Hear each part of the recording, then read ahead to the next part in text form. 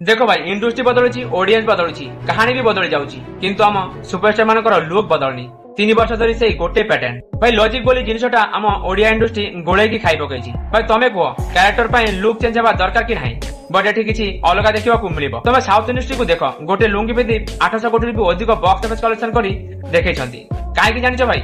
Film କରିବାର ଯୋଉ fashion south ଇଣ୍ଡଷ୍ଟ୍ରିରେ ଦେଖିବାକୁ ମିଳେ। ସେମାନେ ହିଷ୍ଟୋରୀ ସହିତ ନିଜକୁ ମେକ୍ ଓଭର କରନ୍ତି, ଯାହା ଫଳରେ ସାଉଥ ଇଣ୍ଡଷ୍ଟ୍ରି ଏବେ ଟପ୍ ରେ ଅଛି। ଆଉ ଆମ ଓଡିଆ ଇଣ୍ଡଷ୍ଟ୍ରି କଣ କହିବି, ଏମାନେ ଭାଇ କାହାକୁ ଦେଖି ଇନ୍ସପାୟାର ବି ହଉନାହାନ୍ତି। ସିଧା ସେମ୍ ଟୁ ସେମ୍ ଲୁକ୍ ନେଇ ଫିଲ୍ମ ବନାଇ ଦିଅନ୍ତି, ଯେ କି ଫିଲ୍ମର ହିଷ୍ଟୋରୀ ଯାହା ବି ହଉନା କାହିଁ, ଚାଲିଲେ ଚାଲୁ ନହେଲେ ନାହିଁ। ଭାଇ ସବୁଜ ମିଷ୍ଟର ରାଣ୍ଡି ପୁଅ ଅନନ୍ତାରେ ସେ ଗୋଟେ ଭଲ କାମ କରି ଦେଖେଇଛି। ନିଜର ଲୁକ୍ ଷ୍ଟାଇଲ ପୁରା ବଡି ଲାଙ୍ଗୁଏଜ କୁ ବଦଳାଇ ଦେଇଥିଲା। କିନ୍ତୁ ଆମ ସୁପରଷ୍ଟାର ଅନୁଭବ ମହାନ୍ତିକୁ ଦେଖ, 3 ବର୍ଷ ଧରି ସେଇ ଗୋଟେ ଲୁକ୍। ଏବେ ଆସୁଛି ଛକି ଶୂନ, ଭଲ ହାଇପ୍ ଅଛି, ପୋଷ୍ଟର ବି ହେଭି, କିନ୍ତୁ ଫ୍ୟାନ୍ ମାନଙ୍କର ଗୋଟିଏ ପ୍ରଶ୍ନ, ଏଇ ଗୋଟେ ଲୁକ୍ ରେ ଆଉ କେତେଟା ଫିଲ୍ମ କରିବ?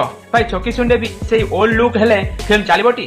ଫିଲ୍ମ ଲଞ୍ଚ ପୂର୍ବରୁ ଟଲ୍ ହେବା ପାଇଁ ଷ୍ଟାଣ୍ଡ ବାଇ ରେ ଅଛନ୍ତି।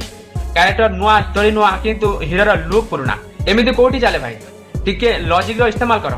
ମୁଁ ଅନୁଭବ ମହାନ୍ତିକୁ ଏତିକି କହିବି, ଭାଇ କ୍ୟାମେରା ଆଗରେ same look, same hair style, same appearance ରେ ବାରମ୍ବାର ଆସିଲେ ଅଡିଏନ୍ସ ଟଲ୍ କରିବେ ନିହାତି। ଇଣ୍ଡଷ୍ଟ୍ରିରେ ହିରୋ ହେବା ମାନେ ହିଷ୍ଟୋରୀ ସହିତ ଆପଣ ବି ବଦଳିବା ଦରକାର। ଆଉ ତମେ ଭାଇ ଲାଇକ୍ ସବସ୍କ୍ରାଇବ ନିହାତି କର।